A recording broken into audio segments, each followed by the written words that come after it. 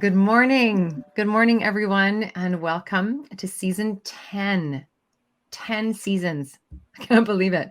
Of Gather for Her. What a ride so far. And I'm sure we'll pick up a bit on that as we jump into our conversation today. So, yes, welcome to season 10 of Gather for Her, a powerhouse masterclass series exploring what it means to be a relational leader in these unprecedented times of global change. These conversations are offered to illuminate hope, to encourage possibility, and to challenge you and us to make the shift from individuated top-down leadership to heart-centered and relational. I'm Tina O. I'm your moderator. I'm an ally of settler heritage, and I currently live as an uninvited guest on the traditional, unceded, and ancestral territories of the Squamish people. I'm grateful to play and create and do my best here to steward the land where I rest my head here in Naquelaquam, also known as Bowen Island.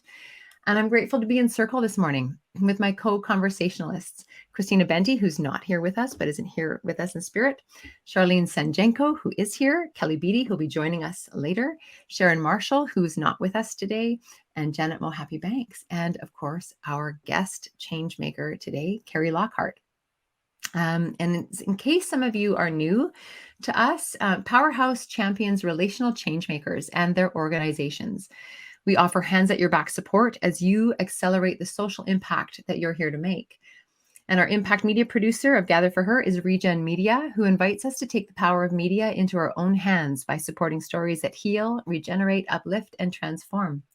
And we're here every 2 weeks, live here on LinkedIn, followed by an hour-long wisdom circle where we unpack with you the concepts that are opened up here because they literally are just opened up here. These circles are held in our community of practice, which is called the Leader Path, which is available to all of you for $25 a month as a membership thing, and I'll tell you more about that later. Okay, so into our conversation. This is live, and so we would love it if you would introduce yourself as a listener or a viewer, and over in the chat there, say hello. Let us know where you're connecting in from with an acknowledgement of gratitude for the lands from where you rest, play, and grow. Say hello to each other. We encourage meeting each other here, and remember, the space that we try to bring in our Gather for Her weekly connections is a practice. It's relational leadership is a practice, and it might be awkward at first. So come as you are here, ask your questions here, be awkward here, and let's play. I also want to just welcome Janet Mohappy Banks, because some of you may have been watching Gather for Her for our last 9 seasons, and Janet is new to our Gather for Her host circle. Janet's an executive coach, a conscious leadership trainer, and facilitator, and she brings her wisdom to our Amplify Leadership program. I'm going to pass over to you, Janet, actually, to self-introduce yourself, and then we'll go over to Shar, and then I will introduce Kari. So over to you. Thank you so much. I am so honored to be here, and I'm absolutely grateful to be coming to you from the unceded traditional territories of the Coast Salish people. I absolutely feel that this is my spiritual home, and so I just adore being here.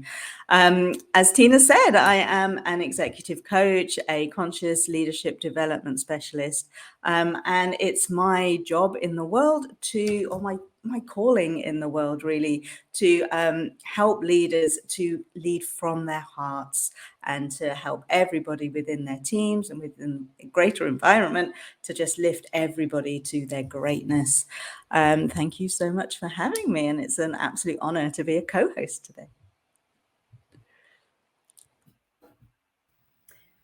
Good morning, everyone. I'm Charlene Sanjenko. I was born in the Splatsin community of the Shuswap Nation. I now live, work, and play from Squamish lands on the beautiful Sunshine Coast.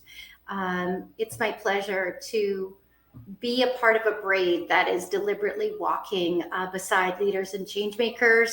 Gather for Her originated out of a curiosity of what might it look like if we intentionally watch the story unfold around us over the next 9 years at that time. So there's a secret hope and vision that our work actually becomes a documentary of change making and what it really feels to live and lead and breathe into change making and more hopeful leadership as Indigenous and non-Indigenous women and humans. Yeah. And so today is a continuation of the conversations. I'm always curious to see where they go. I'm always extremely grateful for those who join us. So welcome to Kari Lockhart and back to you, T. Thank you for moderating. Thanks, Shar. And Kari, thank you for being here. I'm going to read your bio, and then I'm going to introduce you in the way that I do from a personal place, because I just adore you. So for all of you who are new here and haven't met Kari, Kari is the BC Deloitte private leader and former national co-lead for Canada's Best Managed program. Her industry experience, ability to connect people in the business community, client centricity, and focus on the power of storytelling has made her a recognized, trusted advisor. Kari focuses on elevating female entrepreneurs and aspiring leaders by lending her leadership platform and experience to drive conversation and action around barriers, financial opportunities, and finding their leadership voice. Kari is a committed and proven change maker. Kari is passionate and energetic about supporting people and creating space for them to be their authentic selves. She's known for her ability to connect people in the business community, for being client-centric, and her focus on response-based storytelling as a form of listening. She elevates entrepreneurs and aspiring leaders to drive action around barriers to provide greater financial opportunities, and she supports all of us to find our voice. When you give people a voice and enable them to thrive, they can fully contribute to your organization's success. So welcome, Kari. And I'm just going to say a few things about you, because we have our bios and we have our experiences of people. And I get to speak to my experience of you. It's been an absolute delight to get to know you. And for all of our listeners, I first met Kari across the table at a writer's retreat. And it was one of those, oh my gosh, I'm so glad you're here moment. You're witty, you're brilliant, you're sharp, you're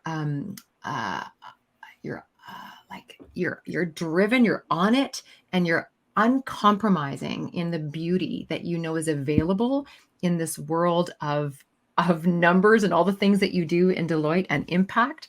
And it's just such a beautiful combination to be around you. I learn from you every day. The uncompromisingness part of you is what kind of lights me up. Not to say that you're not accessible and all that, but it's like, I just love that about you. So thank you for being here, and thank you for being my friend. Thank you. Yeah. Thank you so much for having me and inviting me to be here. I am truly honored to continue the conversation. Beautiful. Well, let's start with our first question then, shall we? Let's go there, because you were part of a panel in the Fire Circle as well, right? About reimagining capitalism. So our first question for you today is actually around purpose, which pulls through a thread from another person in the house, in Powerhouse, with us, Gail Stepanek-Kaber. And she always asks us, like, why do you exist? Like, why does your business exist? And I don't know how you want to approach that from the Deloitte lens, from your lens. Over to you as a change maker in your field. Yeah, I think they're connected. I think the reason I've been with Deloitte for the time that I have been is it's been 12 years. And I think because as I've been on my own journey and uncovering what really drives me, is I see that same drive and passion for change within Deloitte.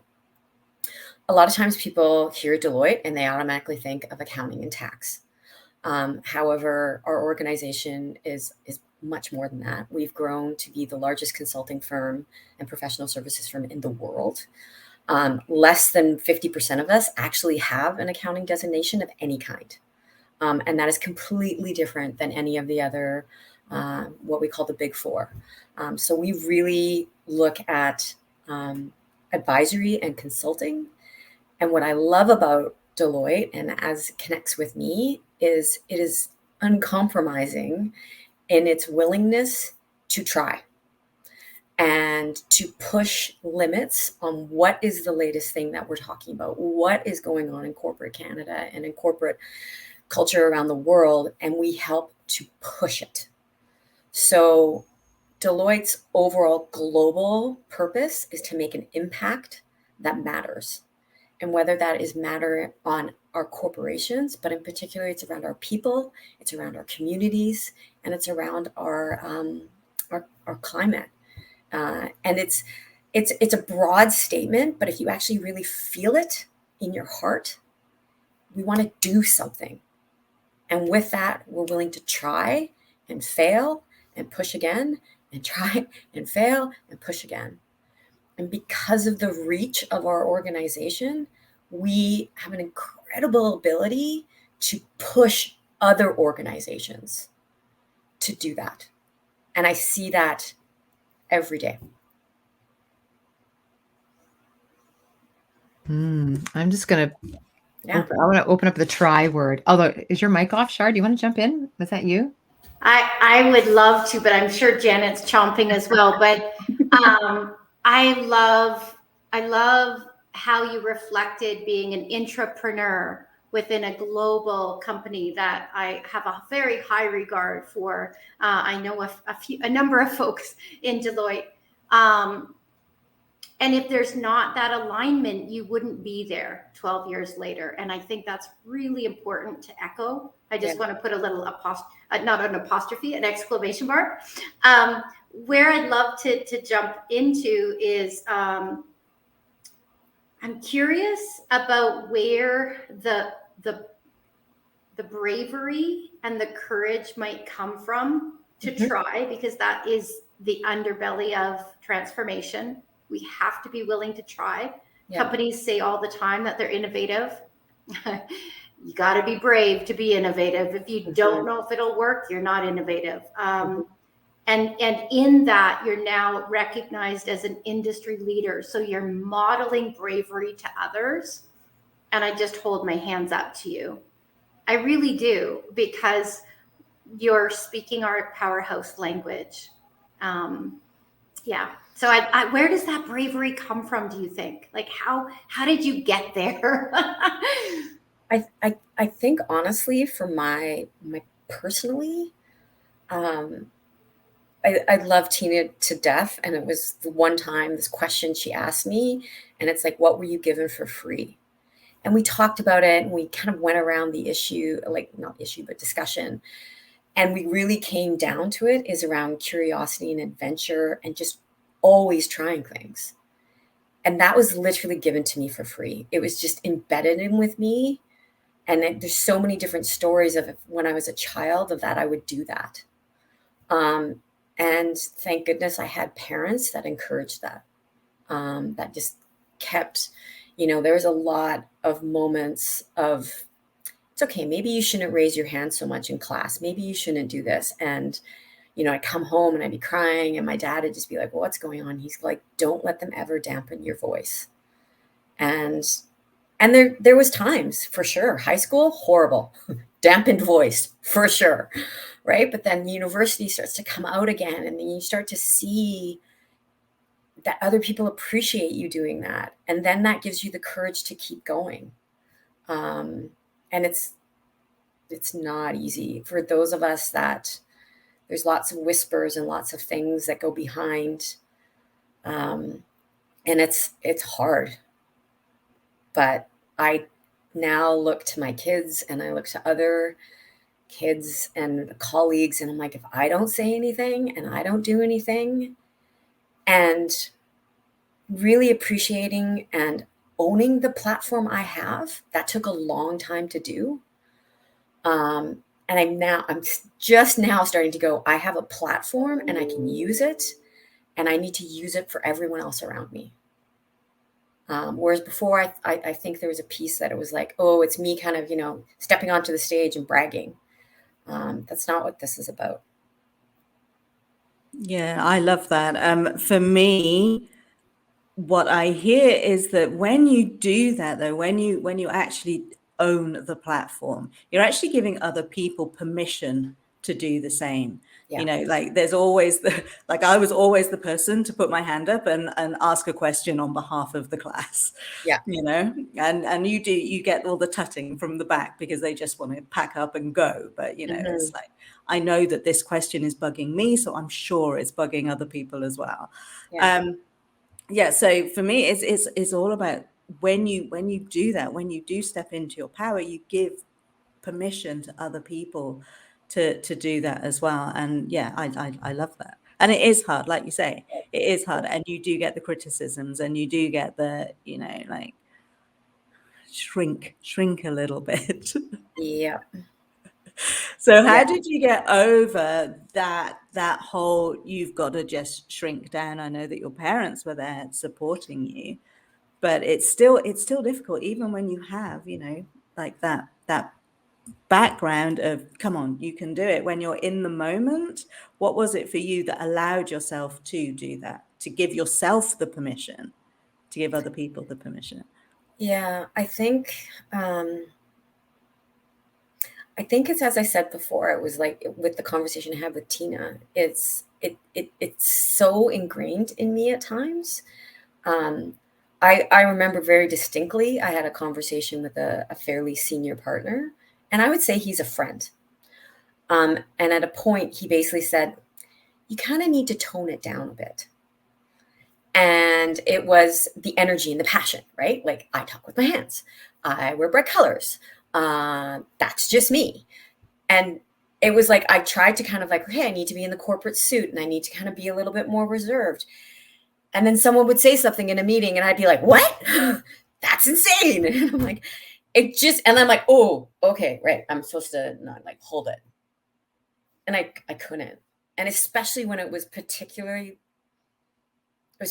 things that really just ate at me. And I don't know if you want to say hit me in the gut, hit me in the heart. And I'm like, oh, that just doesn't feel great or feel right. And I had to say something. So yeah, I don't know if that answers the question, but. Yeah, I think, Kari, what I'd love for you to share a little bit more about, because what I'm noticing is that Powerhouse tends to attract a lot of individual change makers. And as an individual change maker, the system we're in is the world, right? But when you're a change maker within an organization, that system is different. And I'm already noticing, wow, right, that experience of whispers, like I don't get a lot of whispers, excuse me, in my life because I don't work in an institution. Institutions aren't bad. Like, just be really clear where I'm coming from here. But I'm wondering if you could speak to what it's like to be a change maker. Because when you said, you know, it's like innate to me, I just have to. I'm like, yeah, well, that's why you're a change maker, right? Yeah. But could you speak a little bit to, yeah, just to like your purpose work as an individual in an organization? I think like a huge thing for myself, and I kind of, when I reflect back, what I saw I was doing is I was then finding others. So for instance, there was a point in time that I was given a leadership role, and it was kind of an area that no one else really wanted. And I was given a team of other partners that were supposed to be kind of working with me, helping with me. And there was one individual in particular, and it was after like 2 meetings. I'm like, he doesn't want to be here. He's only doing this because someone's told him he has to do it. And I kind of just went to another partner and I was just like, I don't necessarily want a partner that doesn't want to be here. And there's a really great senior manager that's super engaged. And can I grab that person? And that's eventually what I did. It was just, you saw them and you're like, I can rely on you and you want to be on this bus with me. Like, here's the door, come on, come on in. And that happened over time in a number of areas of like, you just find the individual that you can see the spark in when you start talking about something and you're like, yeah, let's go. My last role around with Deloitte Private, there was 5 of us and they basically called us the magicians in the end. They were just like, you guys just create magic when you come together. And I reflect on it, and it was like 100%, because we had this incredibly well-balanced team, and that we're all on the same page of we're going to do something different. And then you just kind of navigate your way around, and you just like, and it's a little bit of get out of our way. And then we've talked about it before on the panel. We use their language, i.e. numbers and data, to hit them over the head with why our idea made sense. And as soon as we were able to do that, there's like, oh, this works. And it's like, yeah, it does. So let us keep doing it. Yeah. I love the word magic in there. Yeah, go ahead, Shar. I'd like to pull a thread through that I think is really important. I love the term the magicians, because I always say, expect magic in every encounter, but it's typically at the periphery. So I think that what you did was, it's like spidey sense, like values alignment energetically travels, and those people will find you. I absolutely know that, or y'all wouldn't be here. But what I also loved is know your playground. Know your playground. 100%. You make change in an arena when you can speak their language. So if I'm in a room full of investors, or I'm in a room full of filmmakers, or I'm in a room full of politicians, you bet I'm going to speak their language. And I think that's sometimes where change makers bump up and like get frustrated. And when I'm with Indigenous elders and knowledge keepers, I absolutely listen to their language. And I love that we can be all of that. But thank you for saying that, because knowing the language you need to speak to be like literally in that change making arena is super important. And I've shared that with people, and they kind of look at me sideways like I'm a bit of a chameleon. It's like, no, I just know which playground I'm on, right? That's fabulous. Thank you. Go ahead, Janet. Did you have something? Yeah, no, I was just saying I love that. I love that thing about knowing the playground that you're in. I think it is incredibly important. It's that whole thing about coding and decoding. Like, just because you've said something, it doesn't mean that somebody's heard something. So it's saying things in a way that other people are hearing. And I think that's what you're saying there, Kari. I would love to know. Oh, I've forgotten my question. Oh, do you feel, this is the question that was going around my head. Do you feel that you are like straddling two worlds, like you're the bridge between worlds, working in Deloitte, or is it not like that? I guess in terms of what worlds do you mean? Well, so you've got the whole corporate world, but then you've got the whole relational world as well. Oh, yeah. So yeah, how do you navigate that? Yeah, should I stop there? Yep. Yeah, it's interesting. It's funny, and Tina, you'll love this. I'm actually writing an article right now, my next article for LinkedIn, and what it's on is we're talking about all these things in the corporate world. Great resignation, quiet quitting, mental health, well-being, DE&I, inclusive, like blah, blah, blah, and talking. And everyone is like, yes, this is so important. We need to talk about this more. We need to do something more. And then we put programs in, and we put this in, and we put this in. But fundamentally, our organizations are not changing. Fundamentally. And the reason is because the foundation of our organizations is based on numbers, and those numbers typically are revenue and gross profit. So they're not connected. And this is the crazy idea I'm coming up with, is it's not connected to the heart of people and the mind of business. And we have to connect them, because this will not change. And this is so desperately needed. We need to see the heart of people. We need to believe in the values, and we need to live it and breathe it. And it is such an opportunity to do that within organizations. And we'll have organizations, and there are examples of them that truly are doing that. But most will struggle and are struggling. And it's because they're not connected.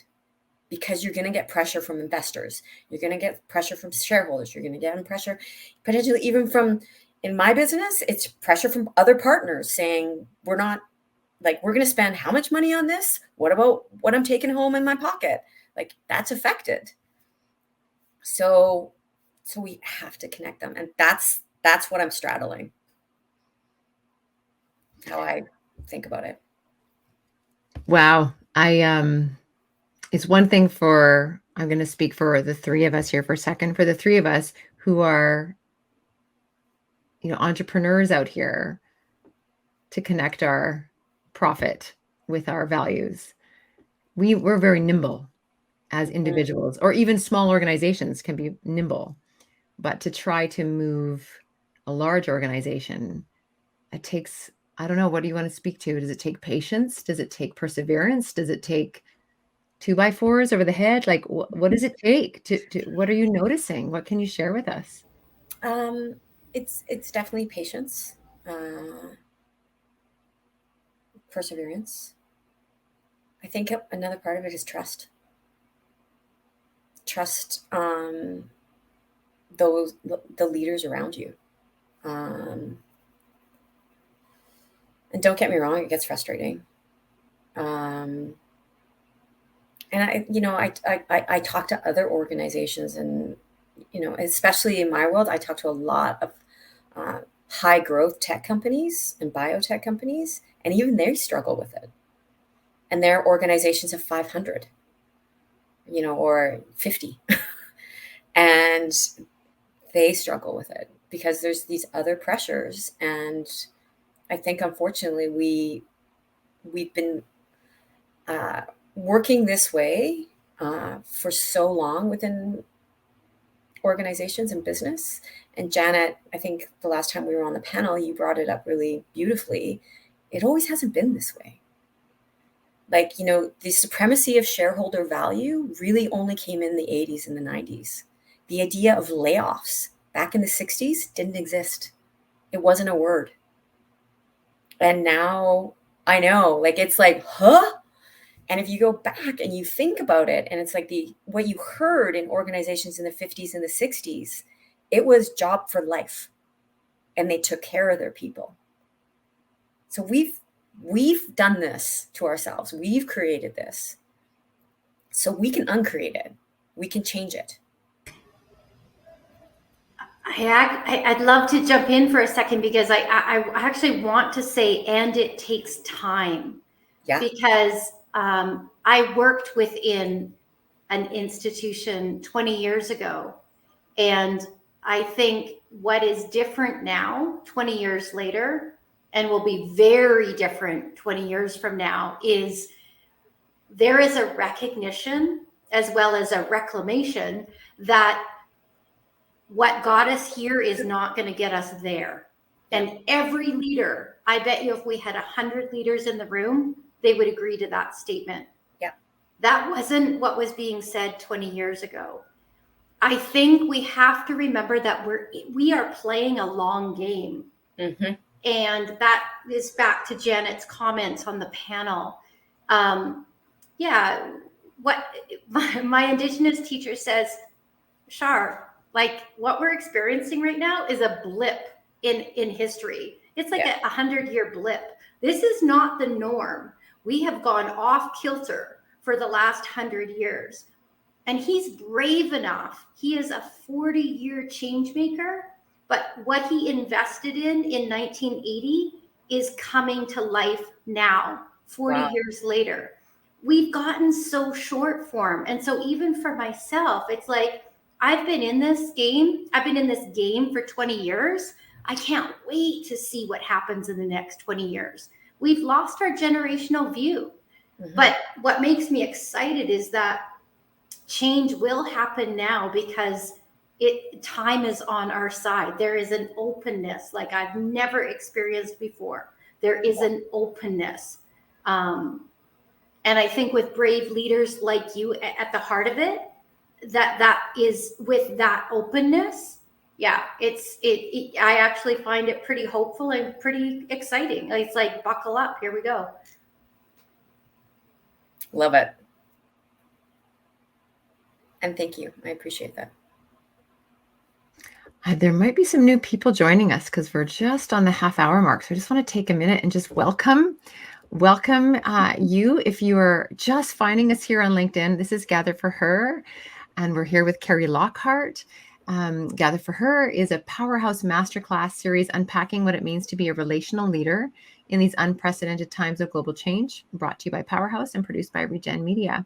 And we're here every 2 weeks live here on LinkedIn. And then we follow up this conversation, as you've probably noticed. There's no way we're going to be able to unpack it all right here. So we follow up these conversations with an hour-long wisdom circle held in our community of practice called the Leader Path, which is our relational leadership gym, where we bridge Western leadership practices with relational ways of leading, guided by Indigenous wisdom. And you can find out more about that on our powerhouse.com.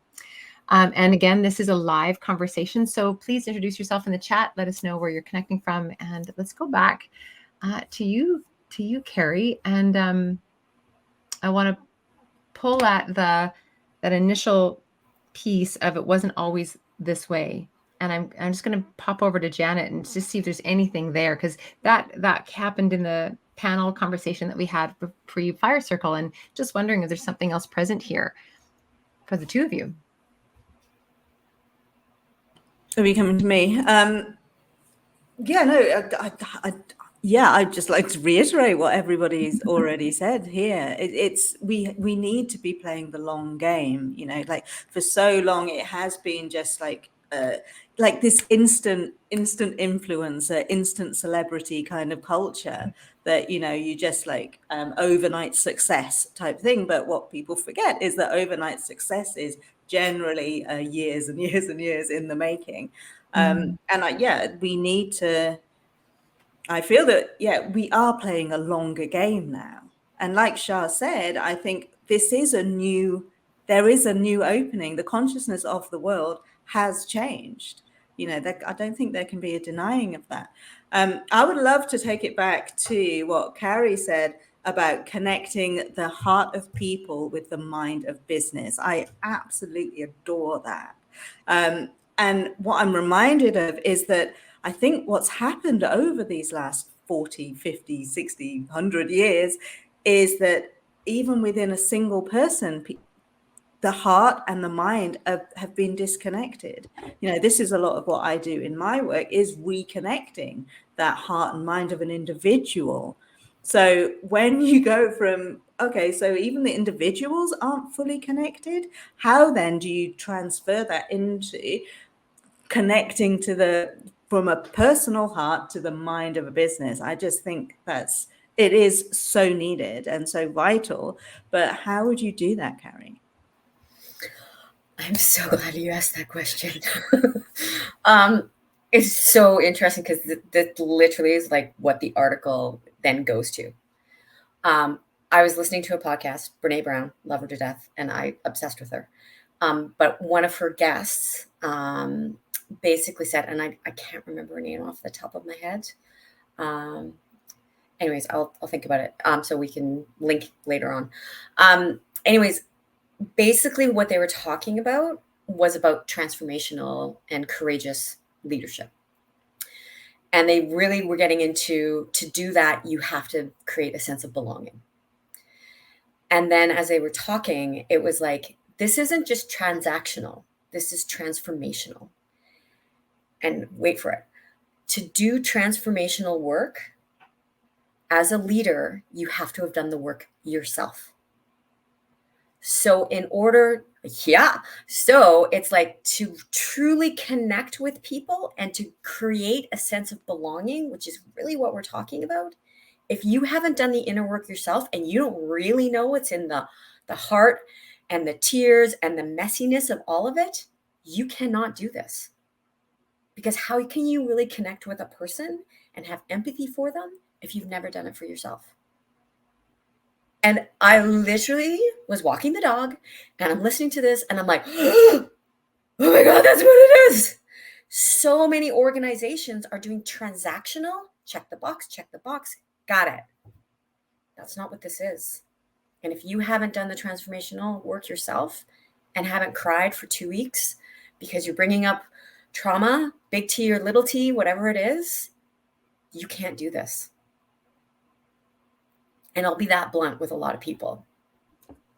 I love that about you. That's the part about you, the uncompromising part, which honestly, in my circle, words like can't rarely come up, and so it's just not it's not in our lexicon, and so I want to dive into the word can't, and what's in that space for you. Like you are bold enough to say that. What does that mean? I go back to it's the whispers. It's the whispers that then start to happen. Unfortunately, I had a situation where I took a leave of absence. And this was before I took a leave of absence and I was struggling. I was really struggling. So this was around COVID. I was going through a separation. Lots of other personal issues were happening. And I tried to talk about it with my team. And like, this is what's going on in my life. And I don't want to overshare. I just want you to know this is what's happening and potentially why I'm acting the way that I'm acting. That's it. People came up to me afterwards and like, oh my God, that was amazing. That was amazing. They're so brave. We need more leaders that do this. And I'm like, thank you. Like, I really appreciate it. And then 2 hours later, I got a phone call and it was like, what are you doing? I'm like, what do you mean? Well, we heard about the meeting. Might've been a bit too much. And it wasn't from a person that was actually sitting in that meeting. It was from a friend who was like, oh, I've heard something. So other people were whispering about it. That's what kills you. That's what does the can't. Because no matter what, you're talking about something super personal and someone says to you, it was a bit too much. And at the same time, you're having other people saying that was amazing. You're like, what am I doing? Is this right? Is this not right? Should I be talking about it? Did I overshare? So many things. So that's where then the can't comes from. Is like, oh, maybe I shouldn't be doing this. And I did that probably for about a month. And then it was like, it's that innate, like, this is not right. This doesn't feel right. And of course, you're writing a book around your exploration of this. And I know you're currently playing with the theme of being unmasked in a corporate setting. Yeah. And I also know that you love Deloitte. You love the company you work with, and that you know their heart, and there's a lot of resources there in that wellness conversation. So I want to bring that to the table because I see you as a champion in this field of well-being in this unmasked way. And so I want to ask you from that, and thank you for sharing that piece of your story as well. And people can follow Kari on your unmasked Instagram feed where more details are in there. But I wanted to ask you about like a relational leadership tip, because having experienced what you've experienced, I'm sure you got a lot of them. Yeah. Do you have any relational leadership tips for us and our listeners today?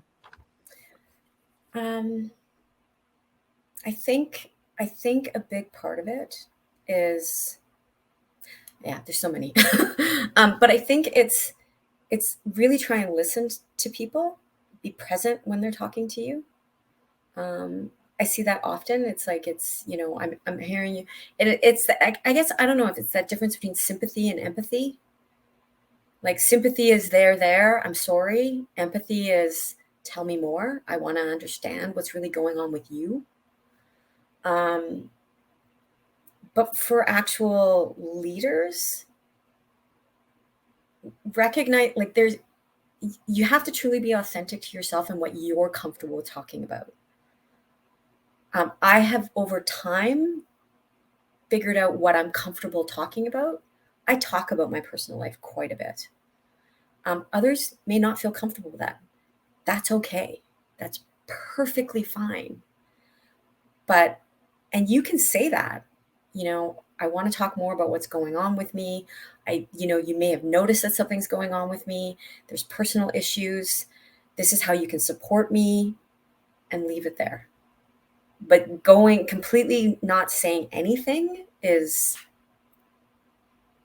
me, it's inauthentic, because people around you can see it. Does that make sense? Yeah. Okay. I'd love to jump in there on a couple of bits. I think how you frame it is really important and also very wise, because from a trauma-informed lens, it is, this is what is happening currently in my life. It isn't who I am. This is the current experience I'm having, because you don't know what you might trigger in others. Yeah.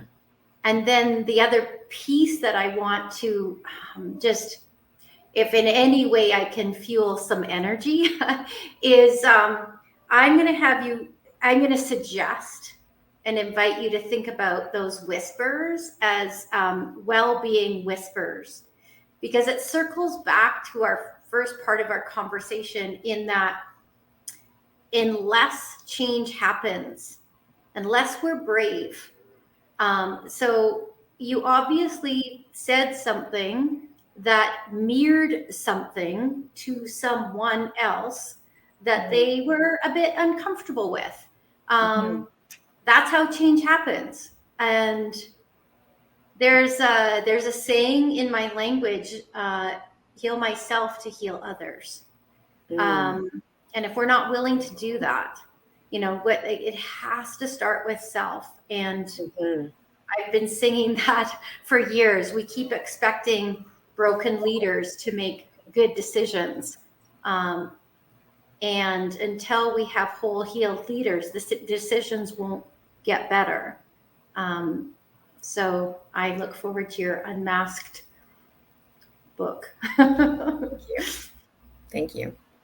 Yeah, no, I agree with all of that. I also think that as we move into this new paradigm of being, vulnerability is being seen as a strength. And it's, again, going back to that permission piece. When you're vulnerable, you allow your team to be vulnerable. So you allow them to say, actually, I'm going through a bit of a thing at the moment. Can you just hold me for just a minute until I regain my balance?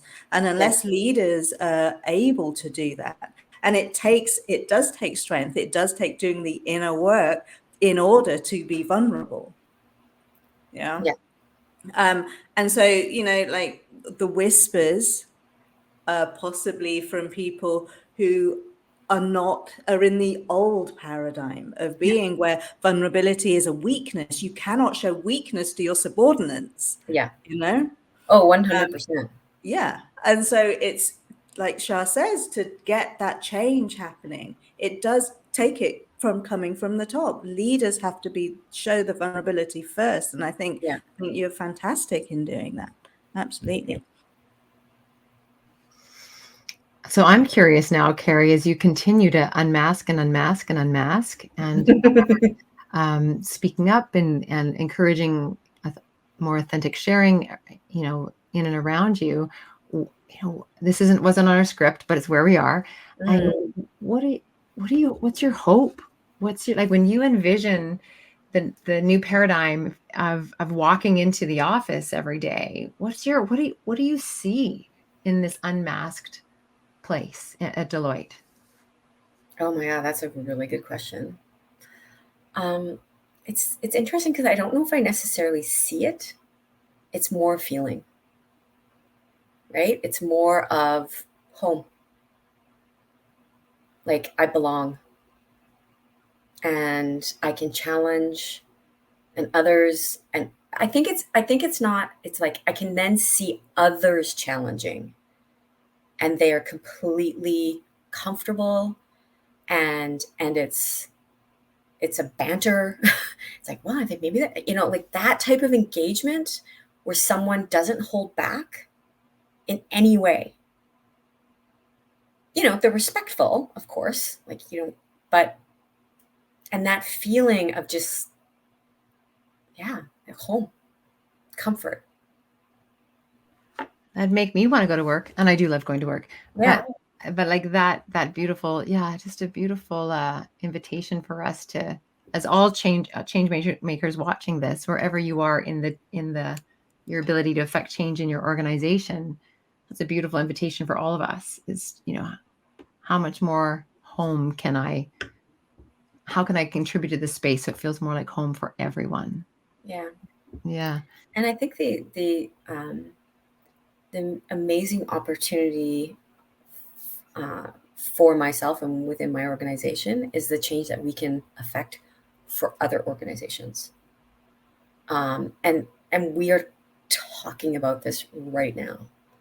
And it's messy, and it's like, how do we actually really help other organizations almost to an extent go on the same journey we're going on? Like, I'm having a meeting next week with a company, and I'm like, I don't really know what we're necessarily doing, but we really want you to come along with us. And they're like, that sounds great. And I'm like, okay. And it's kind of great. Let's figure it out. Let's just try. Yeah. And you've earned it. Like, go ahead. The best, but let's just try. Yeah. The thing I love about it is there might be many different on-ramps and off-ramps, but there really only is one journey. And that is humanity reconnecting to spirit. There's only one journey. It's the healing journey that we're on. And and there's a spectrum of it for sure. But I love that. And I love that people are now connecting with you because of what you see happening in the world. And who you are in it. So it's very hopeful. Thank you. Awesome. We're going to move into our third round and our last question for you, which is around resilience. Certainly your journey is one of resilience. What might you offer us and our community as a change maker around resilience? Because it's a big game out there, walking up and down the road. Yeah. I think, Janet, you said it really well of like, we kind of danced around it. It's like really digging into yourself.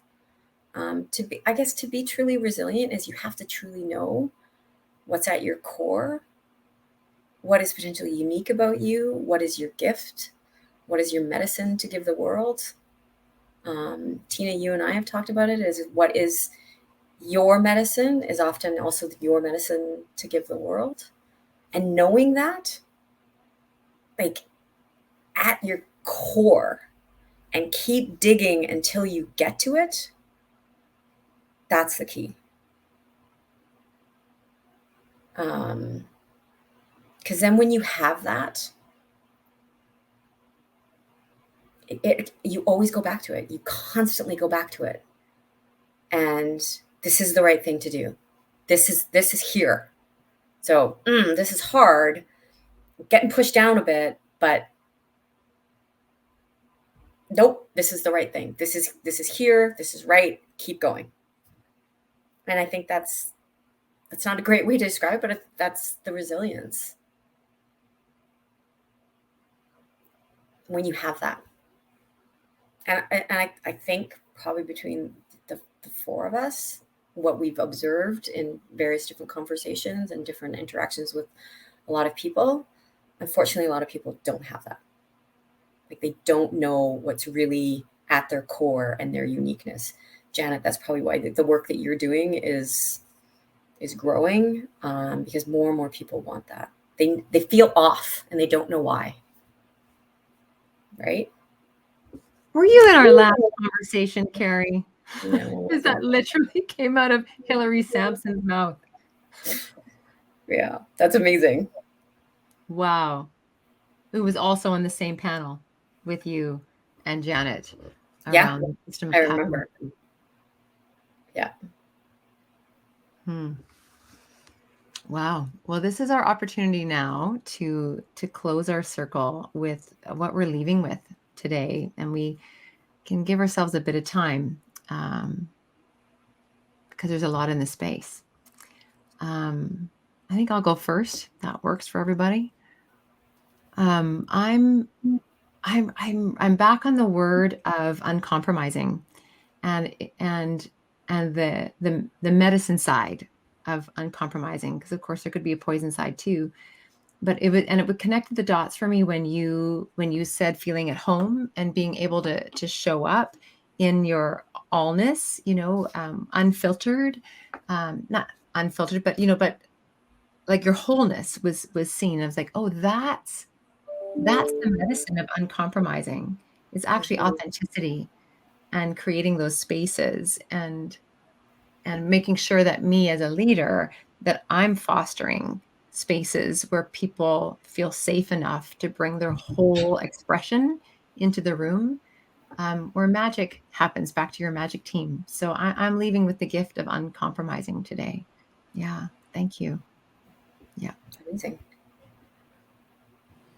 Yeah, and I'd like to take it back to the try. I've got try in things and curiosity, and it's the ability to have that, because that is what makes innovation. You have to constantly keep trying. You have to be really curious into everything, and that goes back to vulnerability, because and knowing that it's okay to get it wrong, and having the leadership team that supports that knowledge. Instead of berating it, just knowing. And again, that goes back to your core, because it's, resilience isn't about what knocks you down. It's constantly about coming back to who you are, and being able to, like a little yo-yo, to come back, regardless of what happens, you keep coming back to who you are and what you know to be true. So that's my takeaways from this amazing conversation. I just love talking to you. Thank you. Thank you, Kari, for everything that's come through you today. I think what I leave with is a renewed hope in global change making, as corporations are waking up. I've always said that the reach of a global corporation is just is the exponential change maker that we're needing. When you think about your employees, to your clients, to your suppliers, to your stakeholders, to your your prospects, to the distribution that is possible of change making through the network and the web that is the company that you work with. And I've had the opportunity to work with a few CEOs and senior leaders of those types of organizations, and it's always fascinated me, and I have a renewed hope, because the industry is watching what you're up to, and that's how the ripple becomes a wave of change. So good on you. It's amazing. Thank you. You had the last word, Kari. What are you leaving with today? Oh my gosh. Gratitude, gratefulness for inviting me to come and talk, and encouragement to keep going. Gratefulness and encouragement to keep going. Yes, please do. Please keep going. I'm just going to close us out for all of us, all of our listeners here today. Just thank you for joining us here on Gather for Her, a powerhouse masterclass series unpacking what it means to be a relational leader in these unprecedented times of global change. We want you to know that this conversation has been recorded and it will be shared on our YouTube channel, and again as a podcast renamed as The How for Her, which you can find on Spotify and all the other places that you listen. Gather for Her is hosted by Powerhouse, where we walk beside leaders to amplify their change work as they walk their path of whole leadership, guided by relational leadership practices and Indigenous wisdom. I want to give thanks to our Impact Media producer and sister company, Regen Media, who reminds us that we can take the power of media into our own hands when we support stories that heal, regenerate, uplift, and transform. And thanks to the hands at our back at Powerhouse, which is Regen Media's digital storytellers, Zoe Gray, Madeline Archibald, and Willow Smith, and the team of us. And thank you to my co-hosts and sisters in change, the braid of Powerhouse, Charlene, Christina, Sharon, and me. And then with our new awesome circle co-hosts, Janet and Kelly. And to all of you, our listeners and our community of change makers, our leaders and social impactors, thank you. Thank you for walking with us in co-creation of the world we're living into together. Thank you for being here. Thank you for challenging the world. Thank you for reimagining the world. And thank you to you, Kari, and all of the leaders at Deloitte for this conversation. We want, you're always welcome here on Gather for Her, and there's always a place for you at our fire in Powerhouse. So we're going to send everybody off with love and gratitude, and we'll see you on the leader path as we unpack this conversation. Thank you, everybody.